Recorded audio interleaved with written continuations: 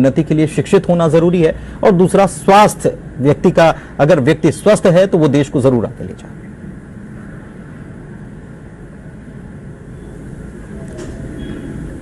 आज के कोरोना काल में जो सरकार की अभी जो मेजर स्पेंडिंग होने वाली है वो कोविड वैक्सीनेशन पे होने वाली है जी। इसके साथ साथ उनको अपने जो पुराने कार्यक्रम थे उनको भी साथ लेके चलना है। तो इसलिए अभी उन्होंने पेट्रोल डीजल पे कोविड लेके आए हैं जिससे उसकी फंडिंग हो सके। तो इस समय जो हेल्थ में जो मेजर फोकस रहेगा वैक्सीनेशन पर रहेगा, फिर उसके बाद अदर जो प्रोग्राम्स है वो सेकेंडरी स्टेज पे जाएंगे।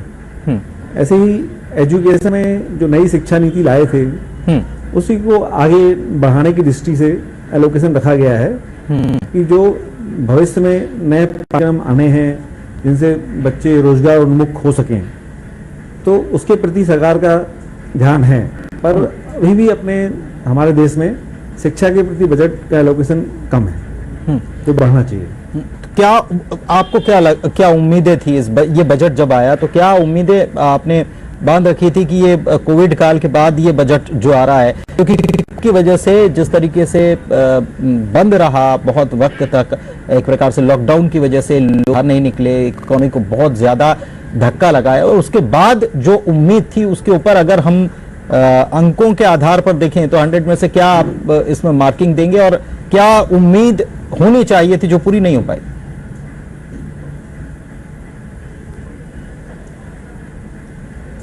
बजट से संबंधित सभी को काफ़ी उम्मीदें होती हैं, पर अक्सर देखा गया है कि मध्यम को बजट, किसी भी बजट में उतना भी कोई लाभ नहीं मिल पाता है। पूरा जो सरकार का फोकस होता है वो या तो अत्यंत गरीब वर्ग के लिए होता है या फिर इंडस्ट्रीज और बिजनेसमैन की प्रति ज़्यादा होता है। तो कहीं ना कहीं इस बजट में भी मध्यम वर्ग को बिल्कुल ही भुला दिया गया।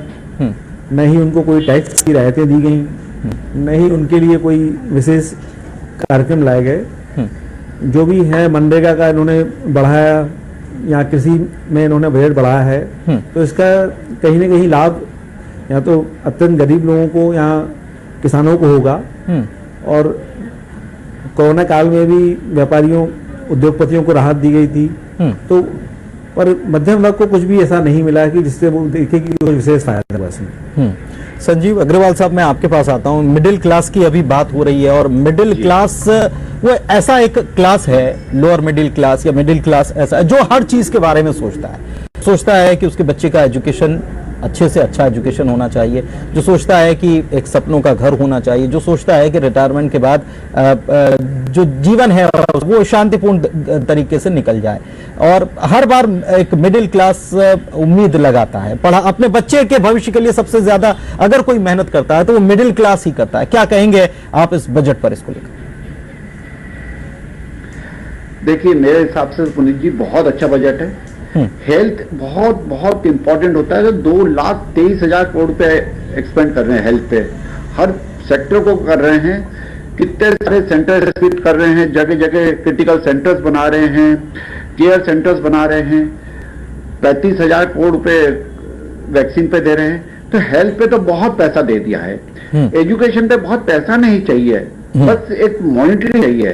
तो नए रिफॉर्म्स की शिक्षा नीति ऑलरेडी लेके आ गए हैं, बहुत बड़ा वो अचीवमेंट है कि हम डे 1 से स्टूडेंट को प्रैक्टिकल नॉलेज देंगे, उनको इंडस्ट्रियलाइजेशन में मतलब लेके जाएंगे, उनको बताएंगे कि आपकी जो रुचि आप वो कर सकते हो। वो फ्रीडम दे रहे हैं हम यूनिवर्सिटीज को, जैसे यूनिवर्सिटी को हम यही प्रोग्राम बना रहे हैं कि भाई अब कैसे और स्टूडेंट को हमें लिबर्टी मिली है तो उसको रियल प्रैक्टिकल पर्सन बना दी जाए। थ्योरेटिकल पर्सन से उसको फॉर्मूले मत याद कराओ, उसको कोई डेफिनेशन मत याद कराओ, उसको रोजगार उन्मुख तरीके से पढ़ाओ। उसको हमने जैसे हमारी यूनिवर्सिटी में बहुत सारे लोगों से ऑलरेडी टाइप्स कर लिया, बड़ी बड़ी इंडस्ट्रीज से, भाई आप यहीं आके पढ़ाओ स्टूडेंट को, 3 साल तक आप भी पढ़ाओ, हम भी पढ़ा रहे हैं, और अपने साथ लेके जाओ इनको 3 लाख 4 लाख के पैकेज पे। तो मिडिल क्लास को एक्सेप्ट करना चाहिए बजट, हर तरह से कोशिश है। ऐसे काल में भी हम, जबकि पूरी इकोनॉमी बैठ गई थी, हमारे जो बोल रहे हैं कि हम 11% की ग्रोथ लेके आएंगे, तो हम कर रहे हैं। I am very much satisfied this budget, क्योंकि प्रयास करने से ही आगे बढ़ते हैं, और प्रयास कर रही है ये सरकार, और धीरे धीरे बढ़ती जाएगी। हर एक मिडिल क्लास पर तो थोड़ी मेहनत करनी पड़ेगी, उसको भी देना पड़ेगा, अपना सब कुछ डिवोट करना पड़ेगा, तब जाके बढ़ पाएगा। एजुकेशन बहुत कॉस्टली नहीं है, गवर्नमेंट के भी कॉलेज है, प्राइवेट भी, सब कंफर्टेबल पोजीशन पे है, नौकरियों की कोई कमी नहीं है। हम तो गारंटी, जो अच्छा स्टूडेंट होगा उसकी नौकरी लगती है। अब जो स्टूडेंट पढ़ना ही नहीं चाहता, सिर्फ मस्ती में रहना चाहता है, नहीं, तो हम क्या कर सकते हैं उसके लिए? तो बजट इज वेरी गुड। आप बजट अच्छा बता रहे हैं। एक चीज और, अभी ये बजट आया, कोविड काल था, तब प्रधानमंत्री ने एक बात कही, आत्मनिर्भर भारत। कमल वलेचा साहब, मैं आपसे इसलिए समझना चाह रहा हूं क्योंकि आत्मनिर्भर भारत की जब बात कही गई और उसके बाद कहीं ना कहीं इस बजट में वो चीज नजर भी आई है, जो बाहर से आने वाली चीजें हैं वो महंगी करती गई, हिंदुस्तान में जो चीजें बनेंगी वो सस्ती होंगी। लेकिन क्या हिंदुस्तान अभी इस स्थिति पर तैयार खड़ा है कि एक आम आदमी को अभी जेब से ज्यादा खर्च नहीं करना पड़ेगा? हिंदुस्तान में क्या अभी उतनी चीजें बन रही हैं जो उसको बाहर से नहीं लेना पड़े, आवश्यकता ही नहीं पड़े उसको?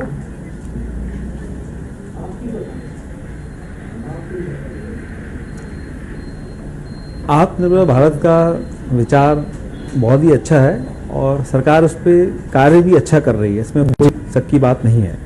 किंतु हम सभी जानते हैं कि आज टेक्नोलॉजी का युग है। आप बिना मोबाइल, लैपटॉप, इलेक्ट्रॉनिक गैजेट्स के कुछ नहीं कर सकते हैं, और उसमें जो भी चिप्स, स्क्रीन जो भी आती है वो पूरी 100% इम्पोर्ट होता है। वो मैन्युफैक्चरिंग अपने इंडिया में नहीं होता है, वो इम्पोर्ट ही होता है। जब उसकी कॉस्ट बढ़ेगी, जब इम्पोर्ट ड्यूटी उसमें हाई कर दी गई है, specially after some border issues, तो उसके बाद इन सब चीज़ों की लागत बढ़ गई है। और आज के समय में देख रहे हैं कि बिना इन इलेक्ट्रॉनिक गैजेट्स के किसी का कोई भी कार्य नहीं हो सकता है। तो इस मामले में भी आत्मनिर्भर भारत काफी पीछे है। हम सिर्फ असेंबलिंग कर रहे हैं, हम मैन्युफैक्चरिंग नहीं कर रहे हैं। तो ये अभी जो बजट में जो जिस तरीके के प्रावधान किए गए हैं, ये आत्मनिर्भर भारत को क्या इससे आपको बढ़ावा मिलता हुआ नजर आता है?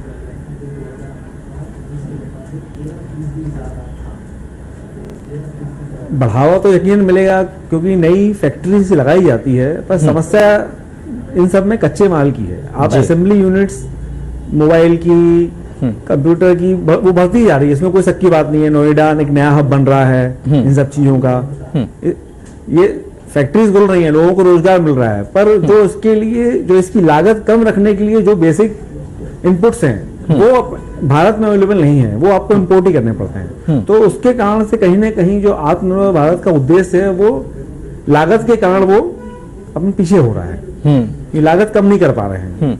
तो कुल मिलाकर अभी इसका फायदा, आत्मनिर्भर भारत बनेगा, हम आगे बढ़ेंगे भी, लेकिन तुरंत इसका फायदा नहीं मिलने वाला। आम आदमी की जेब पर कहीं ना कहीं इसका भार अभी तो नजर आएगा। आप ये मान सकते हैं हम इसको?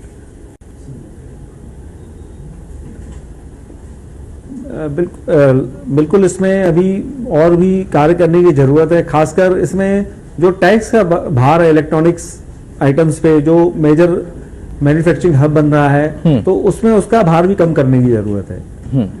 अग्रवाल साहब, आप कुछ कहना चाह रहे थे, क्या आपकी क्या इस पर राय, बोलिए। देखिए, मैं आपको बताता हूं, मैं तो बिल्कुल डिफर राय रखता हूं वलेचा साहब से। 3 एग्जाम्पल मैं देता हूं। हम एज ए बिल्डर भी काम कर रहे हैं, सेज ग्रुप हमारा। हम टाइल जो लेते थे उसकी कीमत बढ़ गई, अब टाइल पे वेटिंग हो गई है। क्यों हो गई है साहब? क्योंकि चाइना से जो टाइलें जाती थी यूरोप कंट्रीज में, तो वहां से बहुत सारे सेंटीमेंट खराब, उन्होंने वहां से बंद कर दी। अब इंडिया से टाइलें जा रही है, इंडिया से पहले ही बनती थी, परंतु अब दे आर अर्निंग। 24 घंटे फैक्ट्रियां चल रही हैं मोरवी में, अहमदाबाद के पास है मोरवी एक जगह, 24 घंटे फैक्ट्रियां चल रही हैं, तो पैसा तो आ ही रहा है ना किसी थ्रू। सेकंड एग्जांपल है कि स्पिन यूनिट है, मेरे दोस्त हैं उनकी गुजरात में ही, वो बोले थे यार अग्रवाल साहब, हमारा मैक्सिमम प्रॉफिट 5 रुपए केजी होता था, अभी हमारा प्रॉफिट 25 रुपए केजी हो गया, 5 टाइम्स बढ़ गया। क्यों बढ़ गया? क्योंकि पहले चाइना से पूरा यूरोपियन कंट्रीज माल लेता था, अब वहां से बंद हो गया, हमसे ले रहा है, तो वो पैसा इंडिया के ही लोग कमा रहे हैं, आगे जा रहा है, सब नीचे तक बढ़ रहा है। फार्मा में देखिए आप, हमारे यहाँ का बहुत सारा रॉ मटेरियल हम चाइना भेजते थे, और वहां पर गोलियां बनती थी, पूरे वर्ल्ड में जाती थी।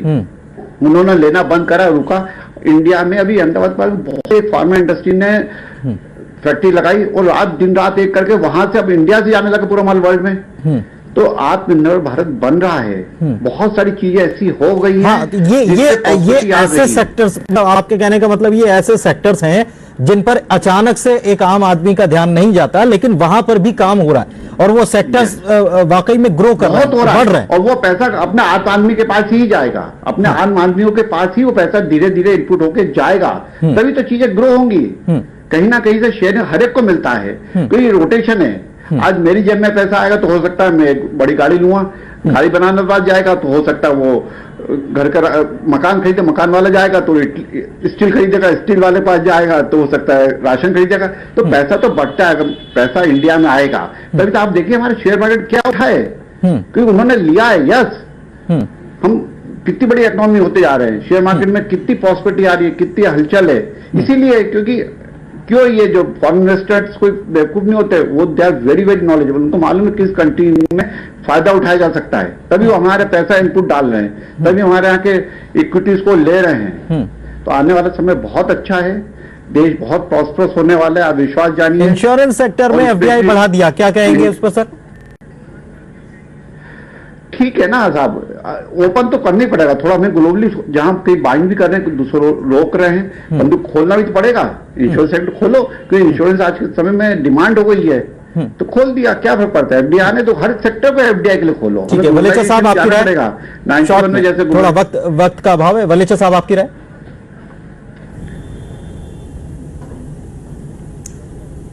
गवर्नमेंट को तो फंड की तो वाकई में आवश्यकता है। जो अपना पब्लिक सेक्टर में फंड जितना ज़्यादा आएगा उससे कोई शक की बात नहीं है कि भारत की विकास गाथा मजबूत होगी। तो फंड तो आना चाहिए, पर जो उसके साथ उसकी चुनौतियां हैं कि कहीं न कहीं जो विदेशों में कंपनियां आसानी से अपने आप को दिवालिया घोषित कर लेती हैं, वो भारत में न हो ऐसा, उस पर थोड़ा नजर रखनी पड़ेगी।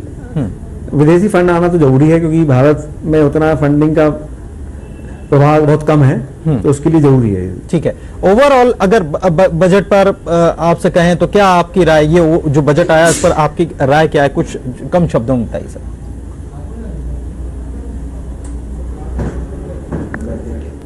बजट विकास उन्मुख है, सिर्फ मध्यम वर्ग और गरीब वर्ग को राहत और देनी चाहिए। एजुकेशन और सस्ती होनी चाहिए, मेरे हिसाब से बहुत महंगी है अपने भारत में, तो वही आगे भविष्य की पीढ़ी का निर्माण करेगी। इसलिए मैं चाहता हूँ सरकार इस ओर ज्यादा ध्यान दे और इसकी लागत को कम करे। ठीक है, संजीव अग्रवाल साहब आपकी क्या राय पूरे ओवरऑल बजट को लेकर? मेरे हिसाब से बजट बहुत अच्छा है, बस थोड़ा और लिबरलाइजेशन करना पड़ेगा और खोलना पड़ेगा और स्वतंत्रता देनी पड़ेगी जो सक्षम लोग हैं उनके हाथ में, और जो गलत लोग हैं उनको और चेक करना पड़ेगा। गोइंग वेल, ऐसे ही ओपन करते जाएं, चीजें अच्छी पड़ेगी। हेल्थ और एजुकेशन दोनों बहुत इंपॉर्टेंट सेक्टर, इन पर ध्यान दिया। तीसरा एक बहुत बड़ा इंफ्रा सेक्टर था जिस पर बहुत ज्यादा ध्यान दिया गया।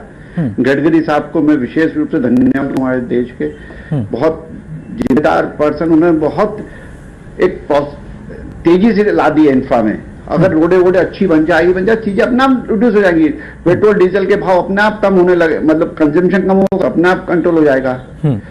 थोड़ा इस बार किसानों के लिए उन्होंने टैकल कराए, सेज लगा दिया। पेट्रोल डीजल वो थोड़ा सा एक दर्द वाली चीज है कि पेट्रोल 2.5 रुपये महंगा हो गया, डीजल 4 रुपये महंगा हो गया। कोई बात नहीं, हमारे किसान भाइयों को उससे मदद मिलेगी, वो सेटिस्फाई हो जाएंगे तो दूसरी तरह से पैसा आएगा। ये तो रोटेशन ऑफ द मनी है, बस रोटेट होना पड़ेगा। जितनी तेजी से आप घुमाओगे पैसा, उतना तेजी से प्रॉस्पेरिटी बढ़ती जाएगी। चलिए ठीक है, बहुत बहुत शुक्रिया आप दोनों मेहमानों का हमारे साथ जुड़ने के लिए और समझने की कोशिश कर रहे थे अलग अलग सेक्टर में, खासतौर पर शिक्षा और स्वास्थ्य। ये दोनों ऐसे सेक्टर्स हैं जो सीधे सीधे एक आम आदमी तक पहुंच रखते हैं, जिनका सीधा सरोकार होता है। स्वास्थ्य, अगर व्यक्ति स्वस्थ है तो जैसा पहले भी कहा कि देश आगे बढ़ता है, और शिक्षा किसी भी देश की एक नींव होती है, मजबूती होती है।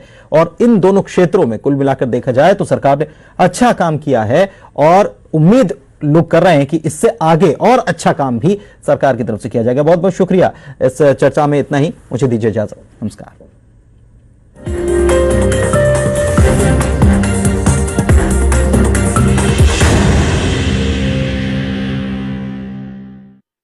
बिजनेस में पैसा तो बहुत बनता